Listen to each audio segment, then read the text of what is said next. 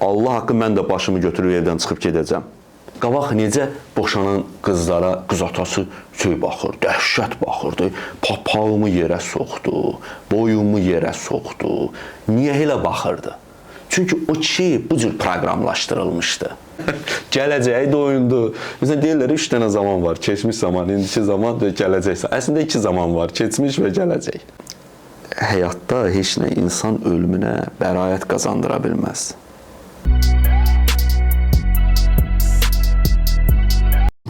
Kərəmət bəy, əsasən sosial şəbəkələrin həyatımızda rolunun bu qədər artmasıyla fikir çoxluğu, səs çoxluğu da artdı. Hər kəs bir şəkildə baş verən hadisələrə qarşı öz fikirlərini, mövqelərini yeritməyə çalışır. Xüsusilə bizim cəmiyyətdə ictimai diskussiyalar cəmiyyəti hansı istiqamətə aparır? Daha da dərinləşməyə, yoxsa sadəcə səs-küyə?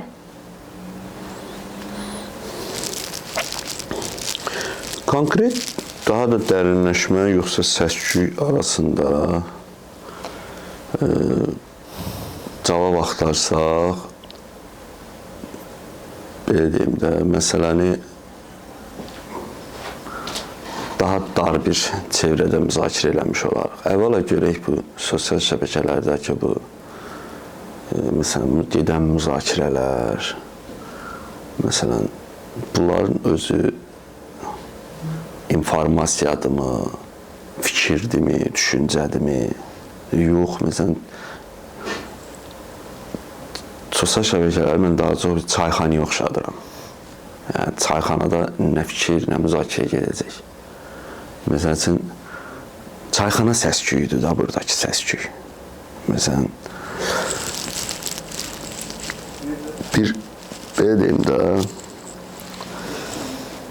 bəzən deyirlər, kitab dövrü deyil, indi sosial şəbəkə var, informasiya var. Bunlar informasiya deyirlər.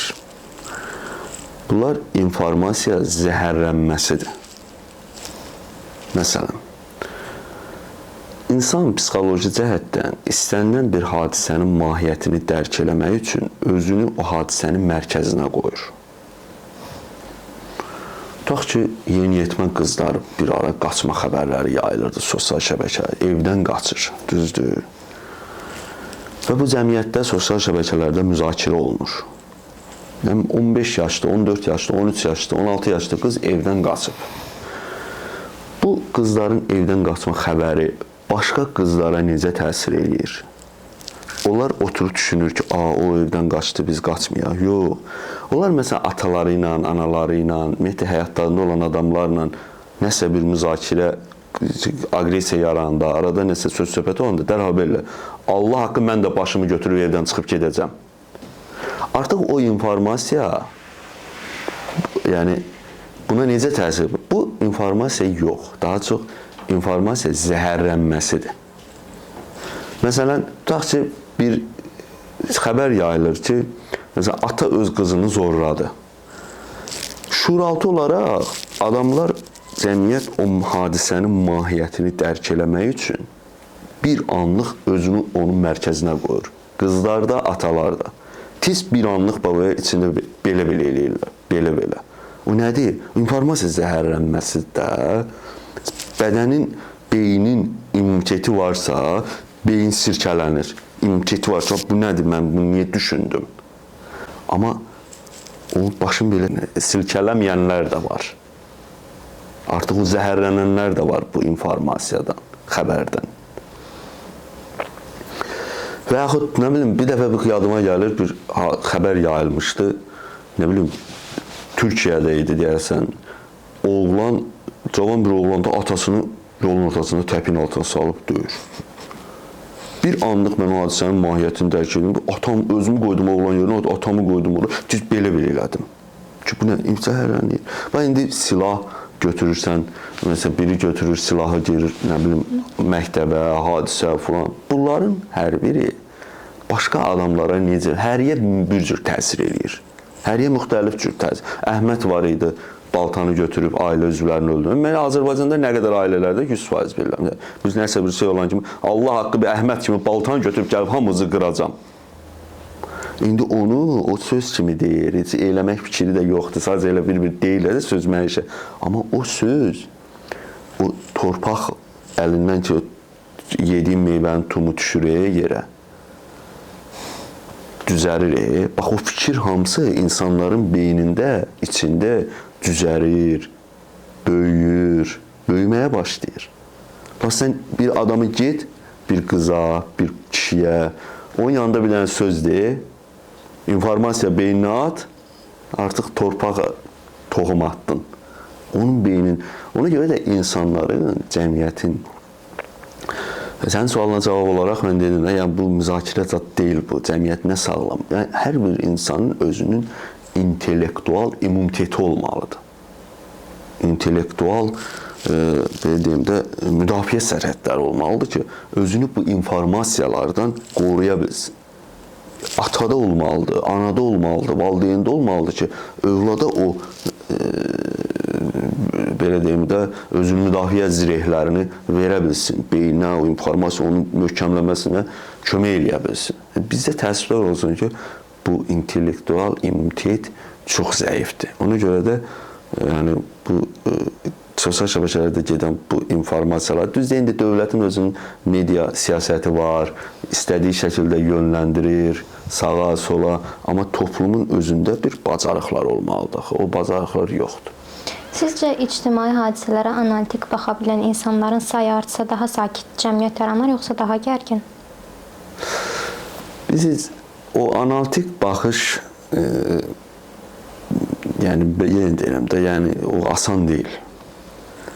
Analitik baxış bizdə məsələn necədir? Tutaq ki, cəmiyyətə tutaq ki, analitik baxışları olan adamlar ya pərdə arxasında medianı idarə edənlər, ya nə bilim indi özü hansısa Facebook səhifəsində yazır. Yəni əvvəla mən ümumiyyətlə cəmiyyətdə o elə bir gözləntim də yoxdur ki, hamı belə intellektual, analitik, dərin düşüncə sahibi olmalıdır, belə falan məsələn. Elə bir şey yox. Cəmiyyətin sadəcə olaraq düşünən hissəsi olmalıdır. Onların analitik baxışları da sağlam, həm vətəninə, dövlətinə qarşı səmimi bir münasibət olan və eyni zamanda vətən, dövləti sevirəm deyib də insana qarşı bunu deyir, yox. Vətən, dövlət, insan azadlığı, onun hüquqları, bunların hamısı eyni anlayışdır mənim üçün. Yəni, əgər dövlət sevirik deyib, orada pozulan insan hüquqlarına susqun qalırsa, bu dövlət sevgisi deyil. Dövlət nədir? Vətən nədir? İnsandır. İnsan xoşbəxtliyidir. O insan xoşbəxt deyilsə, o insan azad deyilsə, yəni, mənim üçün vətən və dövlət də birinci növbədə insandır. İnsanın qəlbində, dövlətin, vətənin həqiqi sevgisi onun qəlbində olmalıdır. Yoxsa qorxu ilə belə şeylər. Yəni, bu mənada mən cəmiyyətdə, məsəl üçün, sən suala yenə cavab olaraq deyim ki, hamı analitik düşüncəyə sahib olmalıdır. Belə bir tələb qoymaq olmaz. Sadəcə olaraq cəmiyyətin düşünən, aydın hissəsi olmalıdır. Aydın, ziyalı, bizdə məhv olub çıxıb gedib hamısı o heç. Yəni, yoxdur bizdə öyle, ancaq hələ ki, Dubinka qorxusu iləndir. Hər şey sakit durub. Amma bilmirik cəmiyyətin potensialı nədir. İnsanı lap belə adi evdə də, ailədə də, xalqı da tanımaq üçün ona bir azadlıq vermək lazımdır. Azadlıq vermək lazımdır ki, onun potensialını biləsən. Görək bu neynəmək istəyir. Görək bu insan bir dəqiqə neynəmək istəyir. Məsələn, uşaqdır, bırax evə, bir ona azadlıq verir, kənardan da nəzarət edir. Gör bu uşaq neynəmək istəyir. Gelib barmağını ora tokası çaydana soxacaq, çaydanın üstünü aşırmaq istəyir, neynəmək istəyir. Onu öyrənəndən sonra, nə etmək istədiyini öyrənəndən sonra başlayırsan onu müalicə eləməyə. Yəni, birinci müayinə edirsən da, cəmiyyəti də müayinə eləmək lazımdır. Azərbaycan cəmiyyəti nə etmək istəyir, nə varmaq istəyir.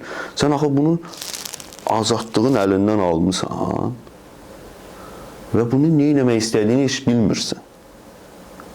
Nə varmaq istədiyini bilmirsən. Bunun tərbiyəsi ilə məşğul olmursan.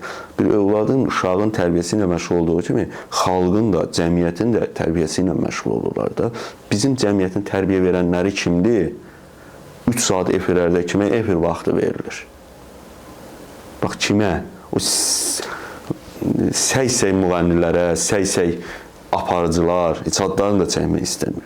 Bizim cəmiyyətin tərbiyə verənləri budur. Cəmaatın qabağına çıxanları, sözləyənləri budur. Bax, o bir dəfə yadıma gəlir, o vaxtı Aynis bağlananda, Aynisdə axı şey gedirdi, deyəlsin verilişi, nə bilim, meyxana deyənlər deyişirdilər, bir-birlərinə ağızda gələn deyirdilər, eləyirdilər. Mirşahin də o vaxtı fəxrlə deyirdi ki, biz Aynis Azərbaycanda meyxananı hərəkata çevirdi. Sonra Aynis bağlanan sonra Mirşahin əlində kağız düşmüşdü ölkənin canından, ziyalılardan imza toplayırdı dövlət başçısına ki, müraciət eləmək. Onda mən yazmışdım ki, get Ağa Mirzə müraciət eləsin. Sən özün də bilirsən ki, Ağa Mirzə sənin cəmiyyətinin ziyalısı ola bilməz də, amma sən buna tribuna verirdin. Saatlarla Ağa Mirzəyə, nə bilim, o meyxana deyənlərə, saatlarla tribuna verirdin. Sonra da əlində kağız Aynis bağlandı. Qapı-qapı düşürdün, bir ziyalı tapmırdın ki, ora bir qol çəksin ki, dövlət başçısına müraciət eləməyə. Ziyalı tapmırdın. Bax, cəmiyyət bu cür məhv olur da. Buyur. Bizdə ən gec dəyişən nədir? Qanunlar, insanlar, yoxsa düşüncə forması? Dediklərin üçü də eyni şeydir, mahiyyət etibarı ilə. Amma ümumiyyətlə, hər bir qanun, yəni, belə deyim də, qanunlar aşağı-yuxarı, yəni, əksər ölkələrdə eyni olur. Amma gərək cəmiyyətdə, məsəl üçün, hər hansı bir şeyin potensialı yaransın ki, onun üzərində də qanun mövcud olsun, hüquq dayana bilsin. Yəni, qanun, hüququn altı boş olanda, o ancaq kağız üzərində mövcud olur. Yəni, bəzən baxırsan Azərbaycan cəmiyyətinə, məsələn, insanların elə qanunları var ki, dövlət onu pozur. Dövlətin də elə qanunları var ki, insanlar onu pozur. Yəni, orada dövlət insana əhəmiyyət vermədiyi kimi, insan da dövlətə əhəmiyyət vermir. Məsələn, bax, mən nümunələrlə deyim də, tutaq ki, Azərbaycanda bir yol hərəkəti qaydaları var da, qanunları var. Məsələn, biz görürük, qayıt durur ağacın dalında, qay maşınları harada gizlənir? Gizlin yerlərdə. Belə ki, niyə gizlənir? O çünki vətəndaşın yol hərəkəti qaydasını pozmasını istəyir. Ona görə gizlənir də, bu mahiyyəti budur. Əgər sən bu yol hərəkəti qaydasını pozmasını istəmirsənsə, niyə gizlənirsən? Açıq yerdə dur, o da səni görsün, özünü düzəltsin də. Bəs yaxşı, vətəndaş niyə belə baxır ki, görüm orada qay var? Çünki o da yol hərəkəti qaydasını pozmaq istəyir. Sadəcə görüm qay yoxdursa pozum. Demək, qay nədir? Dövlət. Bu da insan, vətəndaş. Qanun da qoyublar ortada giz yerinə, əsir yesir. Məzələnirlər qanunla. Ya sən bunu, sivil ölkələrə bax, məsəl üçün, insan xoşbəxtliyi, rahatlığı, məsəl üçün, artıq orada elə bilirəm ki, küçədə nə polis görürsən, nə belə, amma hər şey nəzarətdədir. Hər şey gedir, insanlar o qədər tərbiyələnir, dövlətlə, qanunlarla insanlar arasında elə bir səmimiyyət mövcuddur ki, elə bir səmimiyyət mövcuddur. Bizdə o səmimiyyət yoxdur axı. Dövlət şey qoyub, siqaret çəkənlərə cərimə qoyub. Otur fikirləşən, bu doğrudan mənim siqaret çəkməyimi istəyir, yoxsa istəmir? Hə, istəyir. Amma vətəndaş məsələn, doğrudan mənim necə gözəl dövlətim var. Mənim siqaret çəkməyimi istəmir, mənim sağlamlığımın qeydinə qalır. Bizim də dövlət istəyir ki, get çəkir, nə qədər çəkirsən, mənim nəyimə lazımdır, sən sağlamın, mən sənə o cərmən lazımdır, 100 manatın, 200 manatın. Gör, nə qədər səmimiyyətsiz bir ölkədir. Və yaxşı, belə dövləti olan vətəndaş öz dövlətinə qarşı necə səmimi sevgisi ola bilər? Bu da demək, o sənin şey elədiyin kimi, məsələn, sən buna pul soxduğun kimi, bu da sənə pul soxmaq istəyəcək də.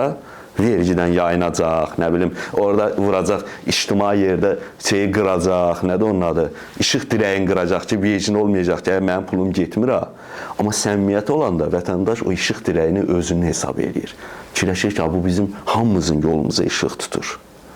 Dövlətin mülkiyyətini öz mülkiyyəti hesab edir. Ona, yəni öz dövlətinin mülkiyyəti, onu qorumaq istəyir, ona qarşı səmimi olur, onun tarixi abidəsinə qarşı səmimi olur, onun küçəsinə, onun işığına, onun divarlarına qarşı. Bizdə bu səmimiyyət yoxdur. Hər şey zorla yerində dayanıb. Buraxsan, aləm qarışacaq bir-birinə. Böyle ipləri, kəndirləri buraxsan, aləm qarışacaq bir-birinə. O örtülməyən qapı olur, zorla örtülür. Açanda da cırıllayır, örtəndə də cırıllayır. Azərbaycanda hər şey belə zorla yerində dayanıb. Adında qoyurlar sabitlik. Sabitlik beyində, işdə, ruhda, əxlaqda, mənəviyyatda olmalıdır. Buyur. Mən sizin yazılarınızı çox yaxından izləyirəm. Siz hər zaman öz fikirlərinizi, tənqidlərinizi çəkinmədən, açıq şəkildə bildirməyə çalışırsınız. Mənə maraqlıdır ki, bir fikrin dəyəri onu deyən insanın kimliyindən asılıdır, yoxsa eyni bir fikri adsız bir də desə eyni çəkiyə malik olmalıdır? Bir dəfə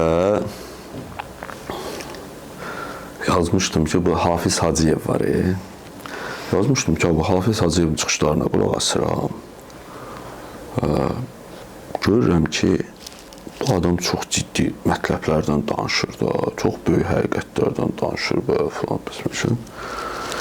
Sonra araşdırdım, düşündüm ki, görürəm bu boyda həqiqətlərin Hafiz Hacıyevin dilindən dedirtməkdə məqsəd nədir? Axırda bu qənaətə gəldim ki, məqsəd həqiqəti gözdən salmaqdır. Bəzən görürsən ki, həqiqəti elə adam deyir ki, sən o həqiqət, yəni içində bir məyusluq hissi yaranır ki, yəni mən niyə ömrümə həqiqət axtarmağa sərf eləmişim. Həqiqəti elə adamın dilindən işdir. Bir dəfə kim idi bu? Bir nəfər var idi.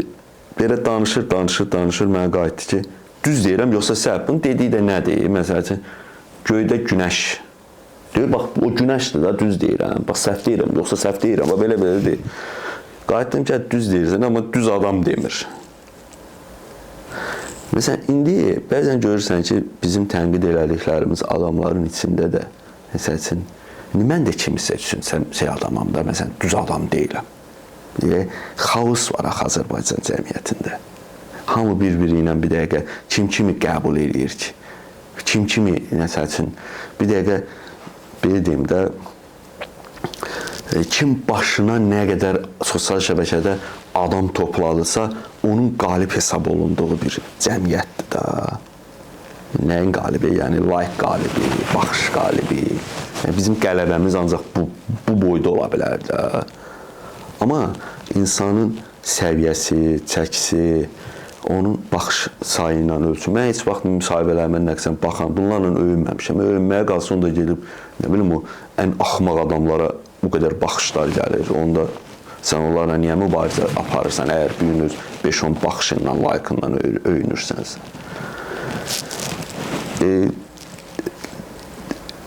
Fikri deyən adamla, fikrin, belə deyirəm, həqiqi mahiyyəti üst-üstə düşməlidir. Tam üstə düşməsə də bir uyğunluq olmalıdır da. Məsəl üçün, belə deyim də, hansısa cəmiyyət tərəfindən, həmişə cəmiyyətin, belə deyim, tənqidləri ilə, qınaqları ilə üz-üzə qalmış, tutaq ki, hansısa bir deputatın həqiqəti deməyi, belə deyək də, şəxsən mənə lazım deyil. Yəni, onun o həqiqəti deməyi daha çox, yəni, bir vicdanının bir səsi yox, manipulyasiya hesab edirəm.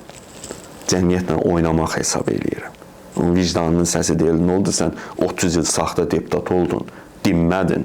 İndi gəlib haradasa bir fürsət yaranıb, həm cəmiyyətin haqqından danışmağa başladı. Yəni, onu mən qəbul eləmirəm. Amma yenə deyəm, Azərbaycanda fikir xaosu hökm sürür. Bəzən qəbul edənlər də tapılır. Məsələn, bəzən görürsən ki, Siyavuş Novruzov kimi bir adam bilməzsən, həm insanların maaşını çoxaltmaq lazımdır. Belə olmaz axı. 300 manatla adam dolanar. Bir də görürsən TikTokda Siyavuş müəllim eşq olsun, halal olsun, neynəsin. Yəni belə bir toplumun ictimai belə deyim də rəy formalaşdırması mən qəbul edə bilmirəm və qəbul edə bilmirəm ki, sən toplumun sözü ilə oturub durmalıdır dövlət. Yox, çünki Azərbaycan xalqı, Azərbaycan dövlətinin ərköyün balalarıdır. Yəni özü tərbiyə elədiyi cəmaət da özü də aşağı-yuxarı elə eynidir. Ona görə deyirəm ki, məsələnin kökündə maarifçilik, ağıl, zəka dayanmalıdır ki, idarə etmə də onun üzərində dayansın, altı boş olmasın. İndi bəzən mən danışanda deyirlər, sən xalqın tərəfindəsən, dövlətin. Deyirəm, sən xalqla dövləti kimi ayırıbsa, sən səhv bir məlumat verib. Xalqla dövlət necə ayrı-ayrı şey ola bilər? Bu xalqdır, bunun içində nə bilim bir də bir sistem olur. O sistemin idarə etməyə uyğun gələn adamları da götürürlər, orada bir də vəzifə verirlər, birinə iş verirlər, yarıtmayanda çıxardırlar, orçun qoyurlar. Belə, bunu sən niyə ayırırsan ki bir-birindən? Yəni, çox yanlışdır. Belə iqtidar müxalifət anlayışı da yanlışdır. Xalq hakimiyyət anlayışı da yanlışdır. Bunların hamısı mənim gözümdə, yəni kimisə gözünə başqa cür görünür. Necə görünür bilmirəm. Mənim gözümə hamısı eyni görünür. Məsələn, mənim ən yaxın dostlarım var, nə bilim, müxalifətçilərdir. Ən yaxın dostlarım. Başqa ən yaxın dostum var, nə bilim, Nazirlər Kabinetində işləyir. Mənə baxan adam belə, bunu da başa düşmək olmur. Dünən o müxalifətçi ilə, nə bilim, oturmuşdu. Bir gün də Nazirlər Kabinetində. Çünki o xəstə zehniyyətdir. Onun zehniyyəti xəstədir, deyim, mənə başa düşə bilmir. Nəsə ya, mənim Nazirlər Kabinetində işləyən adam mənim tələbə yoldaşımdır, dostumdur, bir yerdə oxumuşam. Sənin o mənasız zehniyyətinə görə mən onunla münasibətlərimi kəsməliyəm ki, sən Nazirlər Kabinetində işləyirsən. Bilmirəm, o tələbə yoldaşım, dostumdur. O bir sistemdir, idarə etmədir. İndi orada oturub işləyib, nağarsın, neynəsin, səsini də çıxara bilmir. Yəni, Azərbaycan cəmiyyətinin belə bir xəstə bir zehniyyəti var. Mən isə həmişə deyirəm ki, axmaq adamların sənə atdığı daşı götürüb onların öz başına vurmağı bacarmaq lazımdır. Mən də bunu bacaran adamlardan biriyəm. O gün biri mənə deyir, sən də İngilis bayrağısan. Belə buna baxdım, dedim, bax, axmaq adamların sənə atdığı daşı götürüb öz başına vurmaq budur da. Bütün dünyanı idarə edən ingilislərdir, sən də məni onun bayrağını oxşadırsan. Yəni, mənə necə dəyər verdiyindən özünün də xəbərin yoxdur. Bax, Azərbaycan insanı belə dilinə salınmış, belə ifadələrlə, mənasını bilmədiyi ifadələrlə, bax, belə özü üçün bunlara iqtidar ayırıblar, bunlara müxalifət ayırıblar, bunlara vətəndaş cəmiyyətə düzəldiblər. Boş-boş şeylər deyil, mən heç vaxt bu ölçülərlə, bu bölgülərlə yaşayan adam olmamışam. Belə. Mən müşahidə edirəm ki, bizdə son zamanlar tənqid arqument kimi yox, niyyət kimi oxunur və müzakirə mövzu üzərində getmir. Sizcə bu tənqidin formasından qaynaqlanır, yoxsa cəmiyyətin tənqid mədəniyyətindən? İnsanın məqsədindən. Bax, Azərbaycan cəmiyyətində biz deyirik, söz azadlığı yoxdur, falan, məsələn, söz azadlığı var, sadəcə sözün məsuliyyəti yoxdur. Məsələn, deyirik, hakimiyyət söz azadlığına əngəl. Valla, hakimiyyətin əslində bizə verdiyi söz azadlığı ilə atamızın, anamızın, bacımızın, qardaşımızın bizə verdiyi söz azadlığını müqayisə edəcək, hakimiyyət daha çox söz azadlığı verir. Sən evdə, eşikdə bizə atamız, anamız, qohum, əqraba bizə söz azadlığı verir. Və bu hakimiyyət idarə etmə də harada yaranır? Sənin toplumun düşüncəsinin üzərində yaranır da. Azərbaycan Respublikasının konstitusiyasında nə yazılıb? Dövlətin təməli ailədir. Və bilirsən, dövlət necə məxfi idarələrindən, qurumlu xəbərin yoxdur. Amma ailəni geçsən, araşdırırsan, görürsən ki, evdə, ailədə bizə bir-birimizə hansı səviyyədə söz azadlığı veririksə, əslində hakimiyyətin verdiyi söz azadlığı daha böyükdür. Bax, bu qədər tənqidlər olur. Bu qədər insanlar bir-birini qınayır, bir-birini tənqid edir, söyür. Bir dənə bu tənqidin bir faydasını görmürsən. Niyə? Çünki tənqidimizdə səmimiyyət yoxdur. Məsələn, sən, belə deyim də, məsələn, bir qadındır, tutaq ki, əxlaqsız bir yola düşüb. Sən onu tənqid edirsən. O qadın bilir ki, sən tənqidində məqsəd onu xilas eləmək deyil, onu vurmaqdır. Ona görə o çox yaxşı bilir ki, o düşdüyü əxlaqsız yoldan baş qayıtsa, düzəlsə, sən indi də onu keçmişi ilə vurasın. Və kim olmuşsan, Ona görə də biz nə qədər tənqid eləyirik, heç nə düzəlmir. Çünki tənqidimizdə məqsəd vurmaqdır. Bir siyasətçini, bir ictimai bir fikir adamını, nəsə səhv eləyib, nəsə danışır, düzdür. Sən onu fürsət istifadə edirsən ki, vurasan onu. O məqsəd onu düzəlmək deyil. Ya bir yaltaq adamı tənqid eləyirsən, tutaq ki, yaltaqlanıb da, adamdır da, insandır, öldürəsən bunu. Yaltaqlanır. Sən onu o yanlış bir yolda olduğunu, səhv bir yolda olduğunu ona elə izah eləməlisən, ona elə islah eləməlisən ki, o həqiqətən gəlib o düşünməli ki, ilahi, bu adam məni xilas eləmək istəyir.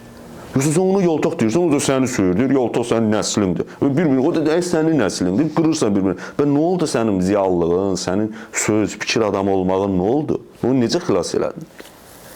O yerində daha da möhkəm dayanır. O bilir ki, sən o durub yaltaqlıqdan əl çəksə, gedib nə bilim işin, gücün, zadın itirsə, yenə də sən onu eləməyəcəksən.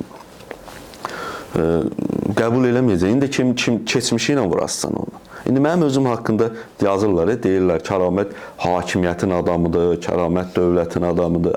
Deyirlər də. Nə danışırsan? İndi sabah tutaq ki, məsələn, mən həbs olunsam, sərt tənqidi çıxışlarıma görə həbs olunsam, o adam qayıdıb deyəcək ki, yox, bəs mən səhv eləmişəmmiş, hakimiyyətin adamı deyilmiş. Elə deyəcək, yox.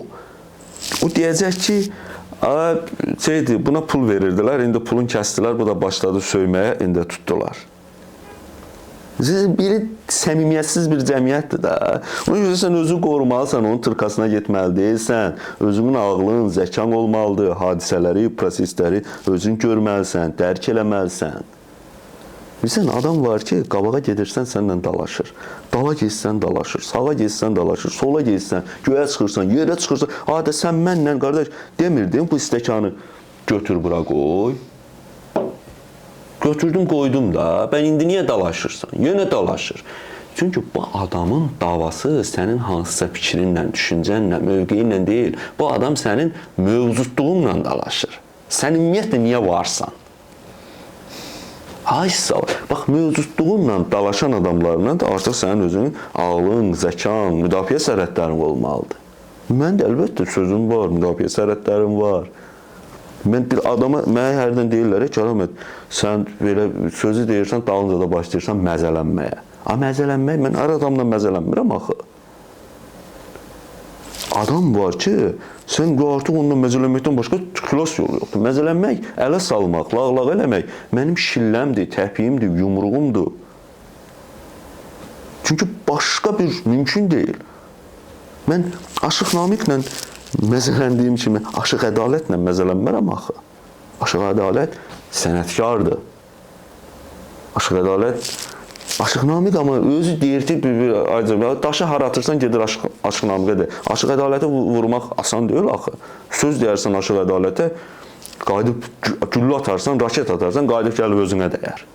Aşıq Namiq elə durub deyir ki, daşı, nə bilim, dala da atırsan, gedir Aşıq Namiqə dəyər, sağa da, sola da.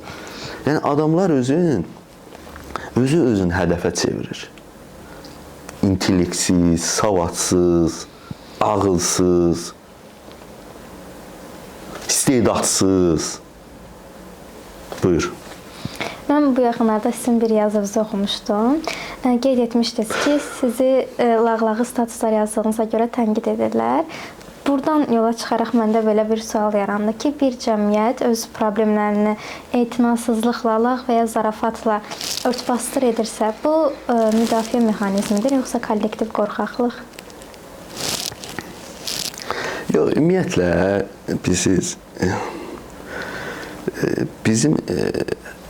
biz o dərslikdə kimi oxumuşuq. Məsələn, bizə kimi Mirzə Ələkbər Sabir oxudublar, düzdür? Mirzə Cəlil oxudublar. Bunlar bizim satiriklərimiz. Məsəl üçün, Mirzə Cəlilin yazıları başdan ayağa, məsəl üçün, sarkazmdır, lağlaqdır. Bunlardan istifadə eləmək yaxşıdır. Mənim də üslubum. Amma bunu laqqırtıya çevirmək olmaz da.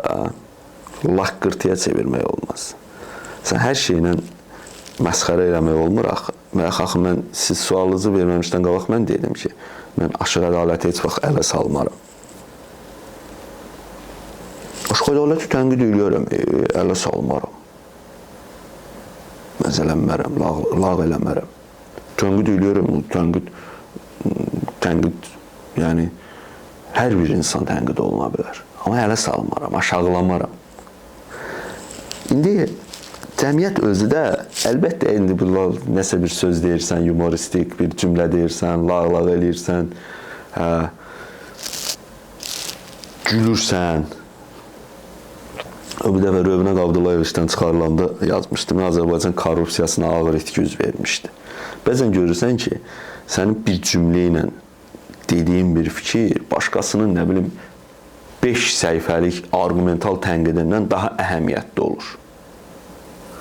Amma indi kimsə, məsələsi, mənim özümə də qınıyır, deyir ki, bəs lağlağa edirsən, zarafat edirsən.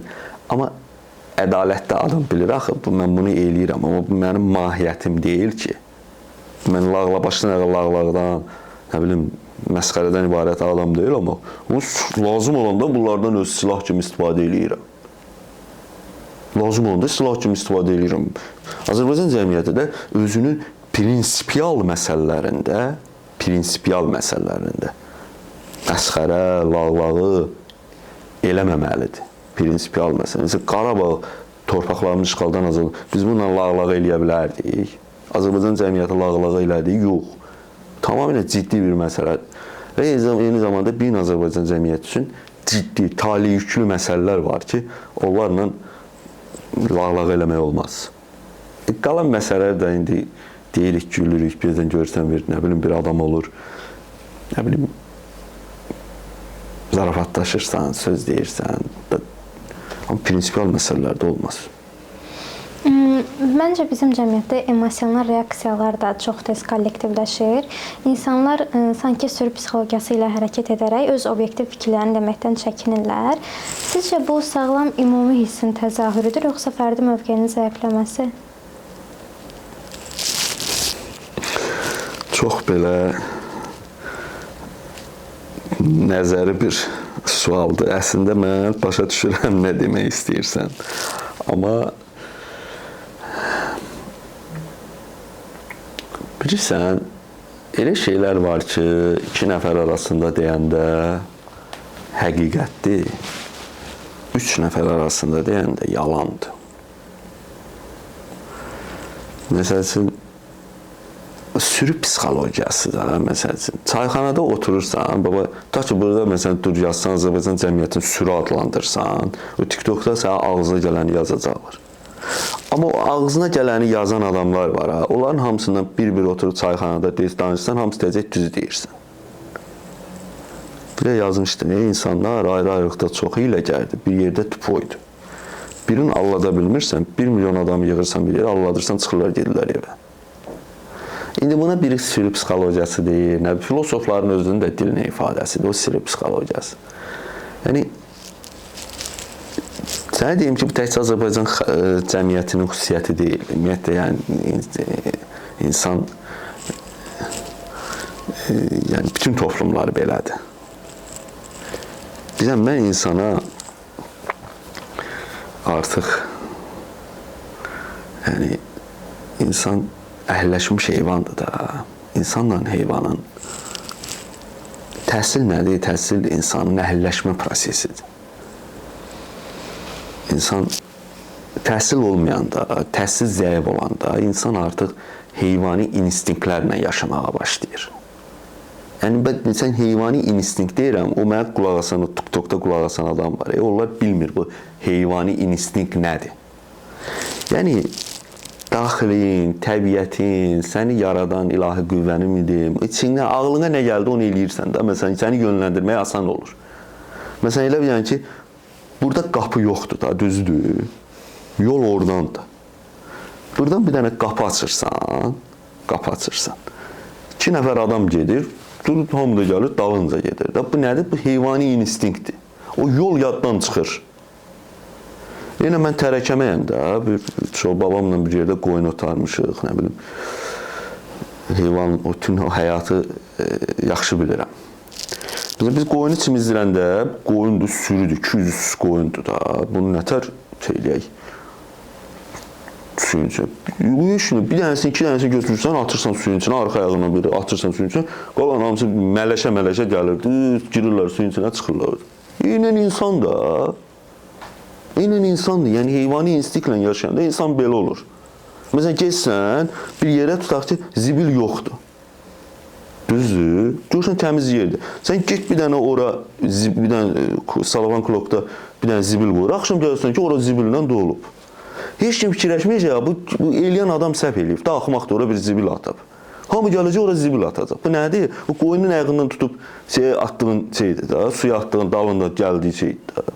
Bu insanla heyvan, yəni böyük fərqi yoxdur. Bunu bir dənə ayrı təhsil. Yəni şuurda müəyyən bir şey var. Təhsil, əhəlləşmə prosesi. Əhəlləşdirmə, təhsil vermə. Vurur heyvan da. Həm bizə mərhələləri var. Biri var. Məsələn, mən görürəm də. Məsələn, torpaqdır bura. Zibili yerə atmırsan, olur vətən. Düzdür. Məsələn, bir görürsən ki, bir adamdır, məsələn, əyilir yerdən zibili götürür. İndi yenə götürür, sağ olsun, belə olmalıdır. Amma hələ bilmək olmaz ya, o zibili götürəndə belə səmimidir yoxsa yox. Həqiqətən vətənin, torpağın, yerin, yurdun təmiz olmanı istəyir, yoxsa bunu qıraqda kiməsə göstərmək istəyir. Yəni həqiqi səmimiyyət, həqiqi sevgi, sən onu heç kimi görməyəndə onu eləməyindir. İndi biz inanmıram hələ gəlib o heç kimi görməyində eləmək mərhələsinə çataq. Amma hər halda heç olmasa bir-birimizə göstərmək üçünsə də götürürsənsə sağ olsun. Yəni, səmimiyyətsiz bir cəmiyyətdə yaşayırıq. Sevgimizdə, ailəmizdə, idarə etməmizdə, hər şey. Hamımız roldayıq. Roldayıq biz.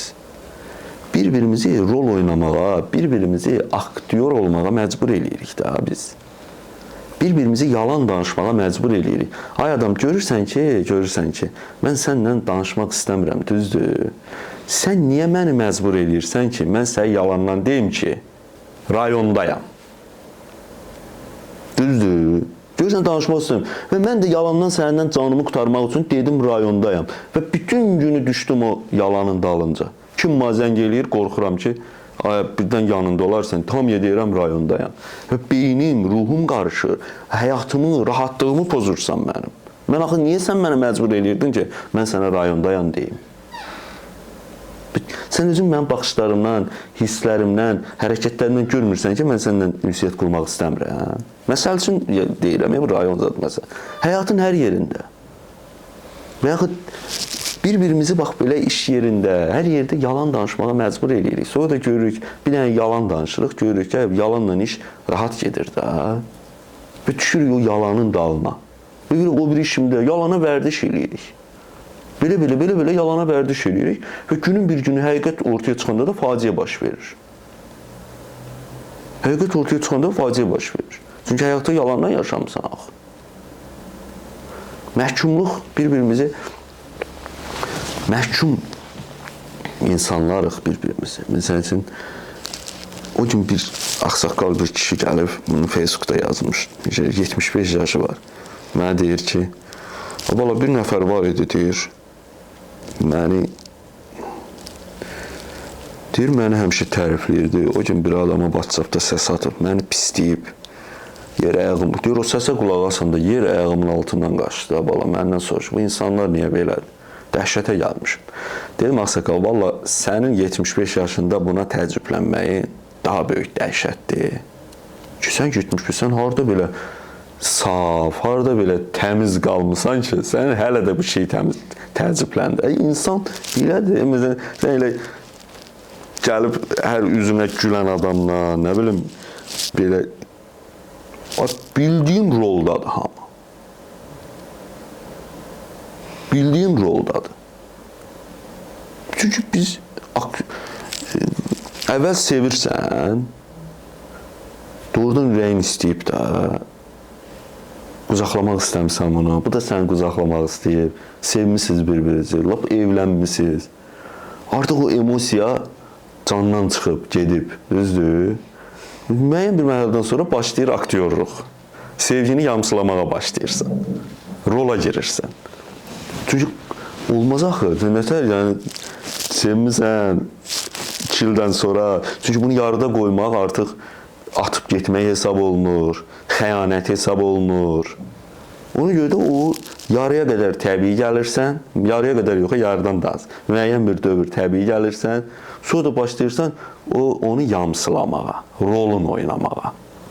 Vərdiş eləyirsən. Çünki zaman gedir, ömür gedir, sən bir də təzədən dala qayıt, başqa bir yola düş. İndi kimsə mənə deyə bilər, neynəsin, nağarsın, elə orada da qutarsın.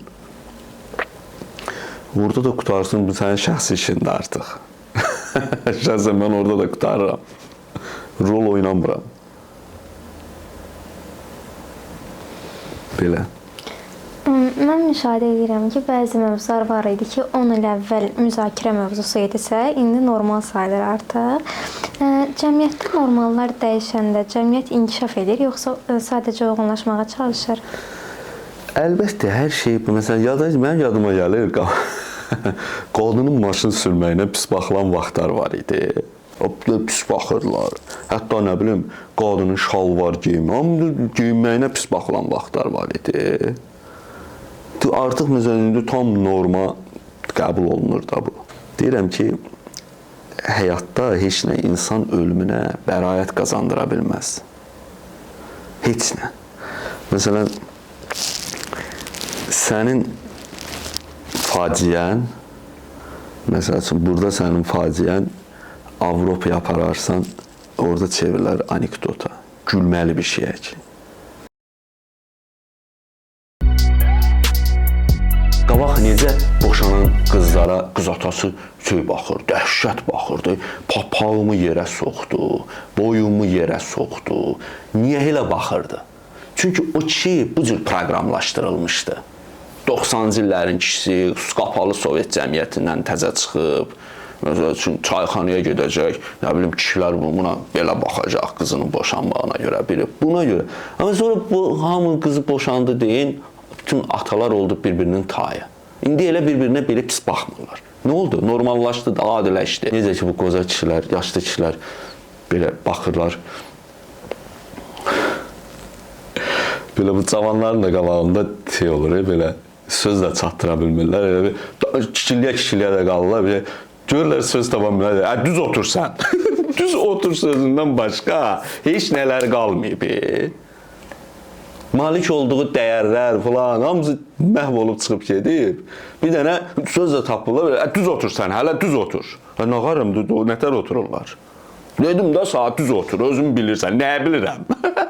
Sözü yoxdur. Bir gün bu cəmiyyət insan belə dəyişir də. Bu dəyişmə prosesini təsəvvür eləmək, gözün qabağına gətirmək lazımdır. Məsələn, biri siyasi mübarizə aparan adam var. Məsəl üçün, bizim o qədər, məsəl üçün, partiya sədrləri var, siyasətçilər var. Durur belə gürüllüyürlər, hakimiyyət, döşüyürlər. Sonra tutur hökumət, basır həbsxanaya, bir aydan sonra başlayır yalvarmağa ki, məni buraxın. Məni buraxın. Mən baxın, siyasi prosesdən gedirəm. Sən mübarizə apardığın hakimiyyətin nə mahiyyətini, onun sənə nələr eləyə biləcəyini qabaqcadan təsəvvür edə bilmirsənsə, getdiyin yolun üstündə nələr olduğunu təsəvvür edə bilmirsənsə, sən ölümlə, həbsxana ilə, o dörd divarla üz-üzə qalanda nələr baş verəcək, içində nələr gedəcək, buna dözəsən, yoxsa dözməyəsən, bunların məşqlərin eləməyibsənsə, nə çıxıb orada guruluyursan, sonra da cəmiyyətdə özünə bir inam yaradırsan, sonra da o inamı insanların gözündə məhv eləyirsən, sənin elədiyin hərəkətin də cəzasını başqası çəkir, bəlkə başqa daha güclü, cəsarətli, dözümlü adam var, o gəlib o insanları inandıra bilmir ki, vallah mən filan kəs deyiləm. Cəmiyyətə zərbə bu cür vurulur da. İnsan özünü kəşf eləmir, öz kimliyin bilmir, başa düşmür ki, bu yolla gedəndə bu yolun, ağıllı adam, zəkalı adam nədir? Bilir ki, bu yolun üstündə nələr var, onları təsəvvür eləyir. Və bəri başdan bu şeyləri, məşqlərini eləyir ki, bəli, burada nələr olacaq, nələr olmayacaq. Və yaxud o yolla getmir. Və yaxud özün qoruyur. Bax, hər bir insan gələcəyi təsəvvür eləməyi bacarmalıdır. Təsəvvür eləməyi, başına gələcək hadisələrin məşqlərini eləməlidir ki, o ona dözəcək, dözməyəcək. Və ictimai məsuliyyət nədir? Budur da. Bir dəfə biri mənə demişdi ki, deyir, cəmiyyətdə səni 70% sevir, 30% sevmir. Deyim, məni qoruyan əslində 30%-dir. Allah eləməsin, onlar da məni sevsə, məni yaşamağa qoymazlar. Sən insanın bir şey olur, təzyiqi. Məsələn, adam var 120-80, adam var 110-70, 75. İnsanın ictimai çəkisinin də təzyiqi olur. Məsələn, məndə 70-30 normaldır. Onun hansısa aşağı, hansısa yuxarı olsa başım ağrıyacaq. Bəzən görsən o 70-in içindən keçirlər 30-a, bir də görsən 30-dan keçirlər 70-ə. Məsələn, bir də görsən kimsə mənə deyir ki, mən əvvəl səni deyir, zəhləm gedirdi, sonra sevməyə başladım. Bu 30-dan keçib 70-ə. Bir də görsən, mən deyir, səni çox sevirdim, çox sevirdim. Sonra falan hərəkətin xoşuma gəlmədi, sən gözümdən düşdün, keçdi, 70-dən keçdi. Və belə tənzimlənir də bu.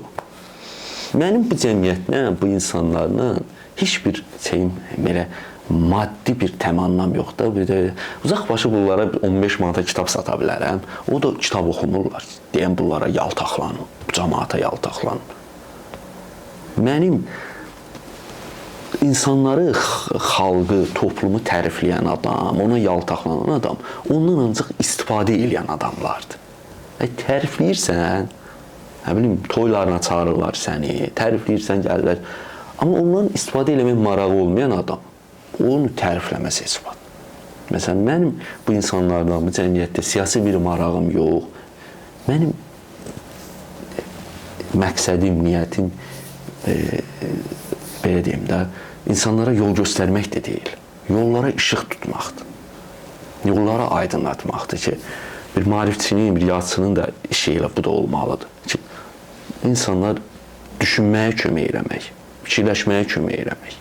Ondan mənə elə adamlar gəlir, mənə elə şeylər deyirlər, nə bilim, elə belə həyatlarında bunlar cavabsız suallar var ki, məsələn, gəlirlər söhbət eləməm. Düzdür, mən yoruluram, mən hamı ilə söhbət eləyə bilmərəm, qardaş, mən psixoloq deyiləm, nə bilim, qəbul otağımın üstə yazım ki, yarım saata 100 manat, nə bilim, yazıcı adamam, kitab satıb Elmlər Akademiyasının qabağında parkda kitab satıram, kitabımı yazıram, çayxanada otururam, hamı ilə belə söhbət eləmək olmaz.